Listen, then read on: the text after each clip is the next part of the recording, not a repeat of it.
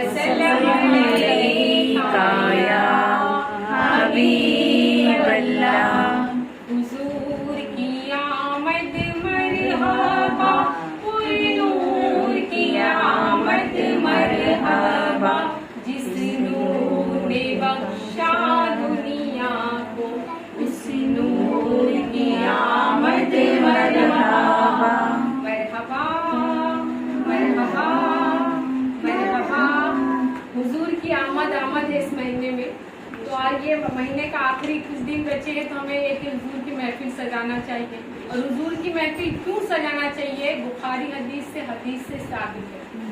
हजरत अब्बास जो सहाबी थे, उन्होंने ख्वाब में देखा, उन्होंने ये ख्वाब में देखा था कि जो अबू लहब है, हुजूर का चचा,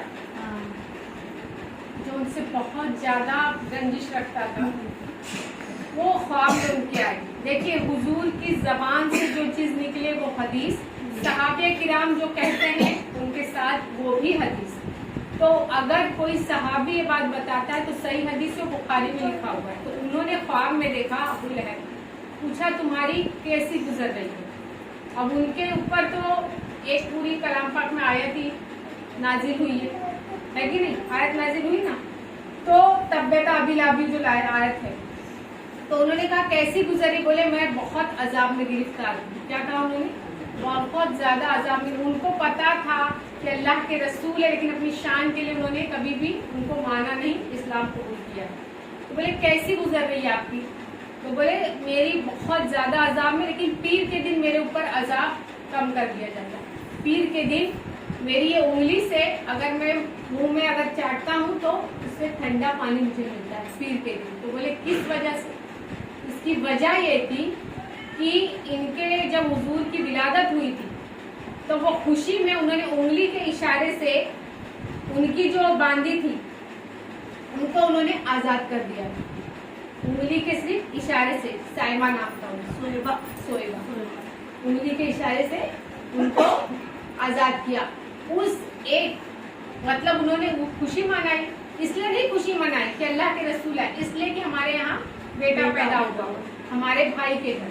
तो मतलब उनके आने पर उन्होंने खुशी तो मनाई। तो उस एक दिन एक उंगली के इशारे करने के वजह से उनको उस दिन उस उंगली से ठंडा पानी दोज़ख में भी मिल रहा है। सोचो, वैसे किसी को भी जो ईमान वाले नहीं है उनको दोज़ख में रियायत नहीं मिलेगी, लेकिन हुजूर की आमद के सदक़े में जो उन्होंने खुशी जो जाहिर की, जबकि वो ईमान वाला भी नहीं था, फिर भी उनकी खुशी मनाने की वजह से उन्हें उस दिन अजाब में कमी हुई।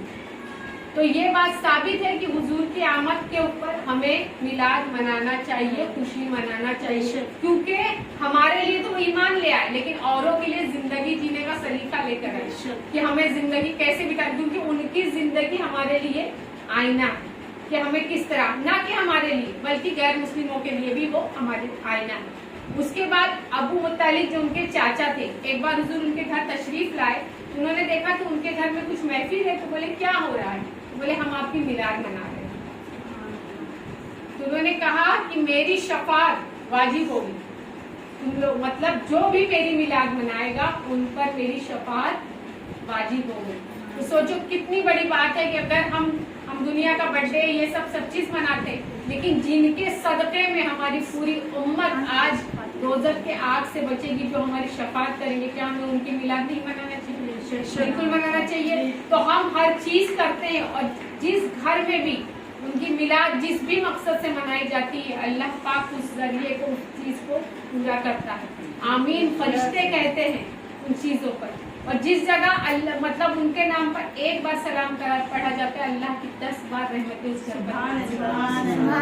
तो अल्लाह की रहमत हुजूर का जहाँ पे नाम लिया जाएगा सल्लल्लाहु अलैहि वसल्लम, वहाँ पर उनकी आमद के सदके दोपहर में सोचो उस घर में रहमतें नाजिल होंगी।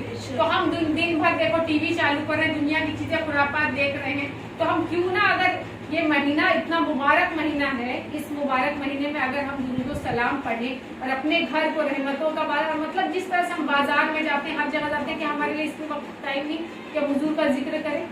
अब हुजूर का इस तरह से एक वाकया और है कि یہ ہمیشہ جو ان کے چچا تھے وہ ہمیشہ انہیں خرافات کرتے رہتے. تو انہوں نے کیا کیا کہ ایک بار ایک حبیب نام کا جو بہت حاضر جواب تھا اس کو بلوایا, کہیں کہ تم جا کے ان سے سوال جواب کرو, تم ہر ایک کو مطلب پچھاڑ دے تو سوال جواب دو. تو حبیب کو بلوایا اور وہ بڑے تیز اس سے آیا کہ مجھے بلایا گیا ہے. ارے آ کے کہا کہ حضور سے کہا کہ سوال جواب کیے, ٹھیک ہے. تو انہوں نے کہا ٹھیک ہے, انہوں نے کہا میں صرف 2 ہی سوال تم سے کروں گا, اگر جواب دے سکو تو میں سمجھ لوں گا کہ آپ اللہ کے رسول ہیں. اب وہ آیا تو انہوں نے کہا کہ بتاؤ تمہارا سوال کیا ہے. تو انہوں نے یہ سوال کیا کہ دیکھو جادو, مطلب معاذ اللہ حضور کو یہ سب نے ظاہر کر دی تھی کہ وہ جادوگر. تو کہیں اگر تم اللہ کے رسول ہو, یہ چاند ہے اس کے 2 ٹکڑے کر کے دکھا دو, چاند کے 2 ٹکڑے کر کے دکھا دو. انہوں نے انگلی سے اشارہ کیا حضور نے, چاند 2 ٹکڑے ہو گیا. بولو سبحان اللہ. اور یہ چیز نہ کہ اسی وقت ہوئی, یہ چیز ہندوستان میں راجہ بھوج تھا, اس نے بھی دیکھا, اس نے بھی یہ چیز دیکھا. تو اس نے سوچا کہ چاند 2 ٹکڑے کیسے ہوا. مطلب سمجھو اگر یہاں پہ کوئی چیز دکھائی جا رہی تو وہیں ہو رہی ہے, عرب میں کوئی چیز ہو رہی ہے, وہ چیز ہندوستان میں بھی دکھائی دے رہی ہے. تو راجہ بھوج نے کہا کہ یہ چیز کیا, تو ان کا جو وزیر تھا چانڈال نام کا تھا, کہا تم یہ جاؤ پتا کرو کہ یہ چیز ہوئی کہاں. اب ہندوستان کی اس وقت کی بھاشا تھی سنسکرت, وہ بھاشا عرب میں تو نہیں تھی. جب وہ وہاں پہ کافی سفر کر کر اور اس نے پوچھا ان سے, تو بولے کیسے صبح منگل ہے, مطلب اس کا مطلب ہے پتا ہے. تو بولے حضور کو یہ مطلب سنسکرت کیسے آتی. اسی بات پر وہ بالکل قائل ہو گیا کہ بھاشا یہ عرب کی ہے اور یہ سنسکرت کیسے بول گئے, کیسے سب صبح منگل ہے, اس طرح سے انہوں نے پوچھا سنسکرت میں. اب وہ وہاں پہ آج ان کا نام عبداللہ چانڈال کر کے, وہ ترنت وہاں پہ ایمان لے آیا, مسلمان ہو گیا. وہ اس کے بعد میں راجہ بھوج کو جا کر اس نے پوری باتیں بتائی. تو یہ آج بھی ان کی مزار وہاں پہ عبداللہ نام سے ہے. اور اس کے بعد میں یہاں پہ جس کا حبیب کا قصہ بتائی. تو جب حضور نے یہ کہا کہ یہ دیکھو چاند 2 ٹکڑے ہو گئے, اب بتاؤ دوسرا سوال تم پوچھو گے کہ میں تمہارا سوال بتاؤں. کیا کہا حضور نے کہ دوسرا سوال تم مجھ سے پوچھو گے کہ میں تم کو بتاؤں کہ تمہارا دوسرا سوال کیا ہے. حضور غیب کی باتیں جانتے ہیں. امی کا مطلب یہ نہیں ہوتا ان پڑھ, امی مطلب کسی سے بھی نہ پڑھا ہوا. اللہ نے انہوں کو غیب سے مطلب غیب کا علم تھا ان کو. تب انہوں نے کہا کہ دوسرا سوال میں بتاؤں. تو بولے اچھا بتائیے. بولے تم جب گھر سے نکلے تھے, تمہارے گھر میں ایک بیٹی ہے جو بالکل معذور ہے, بیمار ہے, اندھی ہے, لاچار ہے, اس طرح سے کھڑی بھی نہیں ہو سکتی, بدن میں اس کے داغ ہے, مطلب پوری طرح وہ لڑکی کسی کام کی نہیں. بولے تم یہ اس کے بارے میں سوچتے ہوئے نکلے تھے کہ کاش میری بیٹی صحیح ہو جاتی. تو بولے اگر تم ایمان لاتے ہو, اگر تم ابھی ایمان لاتے ہو تو تم گھر پہ جا کے تم ماجرا دیکھنا کیا ہے. اس نے چاند کی تو دیکھ ہی لیا تھا کیونکہ آسمانوں پر جادو چلتا نہیں جادوگروں کا. وہ ایمان لایا, کلمہ پڑھا اشہد ان لا الہ الا اللہ محمد رسول اللہ صلی اللہ علیہ وسلم. سب کے پیٹ میں اولاد ہے, کسی کے بچے اگر کچھ معذور ہو کچھ ہو تو ان کی کیا حالت ہوتی. اور وہ بڑے تیزی سے گھر کی طرف نکلا, بہت تیزی سے گھر کی طرف نکلا. اور جب گھر پہ دستک دی تو دیکھا کہ بہت ہی بہترین خوبصورت سی لڑکی دروازہ کھول گئی. تو بولے ابا جان السلام علیکم. اب یہ تو پہچان نہیں پا رہے. بولے بیٹا میں آپ کو پہچان نہیں رہا ہوں. تو بولے کہ آپ مجھے نہیں پہچانے کہ میں تو آپ کو پہچان, میں آپ کی بیٹی ہوں. تو بولے یہ حالت کیسی ہوئی. بولے ابھی میرے پاس ایک نورانی شخصیت آئی تھی, انہوں نے کہا بیٹا وہاں تمہارے ابا نے کلمہ پڑھ لیا, یہاں تم کلمہ پڑھ لو, تمہارے حالات بالکل بدل جائیں.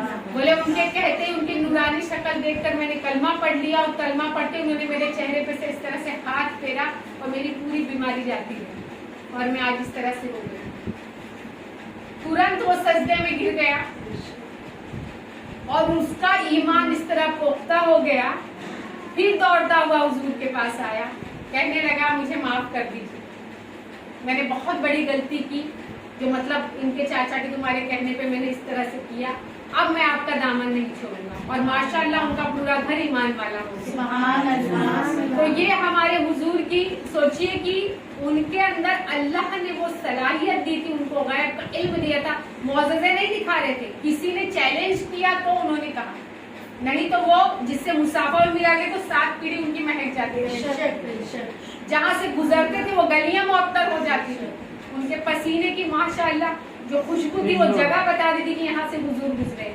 اسی طرح ایک بار پانی کے لیے جب جاتے تھے، پہلے کتنی لڑائیاں ہوتی تھی، پانی نہیں تھا، بالکل ایک ہی مشکجا تھا، تو حضور کے پاس حضرت علی آئے، کہنے لگے کہ دیکھو کہ پانی بالکل ختم ہے حضور اور پیاسی ہے پوری فوج. تو بولے پہاڑ کے اس بار ایک بدو جا رہا ہے، ایک یہودی ہے، بدو ہے، وہ جا رہا ہے، اس کے پاس پانی ہے. اب پہاڑ کے اس بار کیا ہے کس کو پتا؟ مطلب حضور کی نگاہ سوچیے انہیں کتنا غیب کا علم تھا. بولے جاؤ اس کو پکڑ کے لے کر آؤ.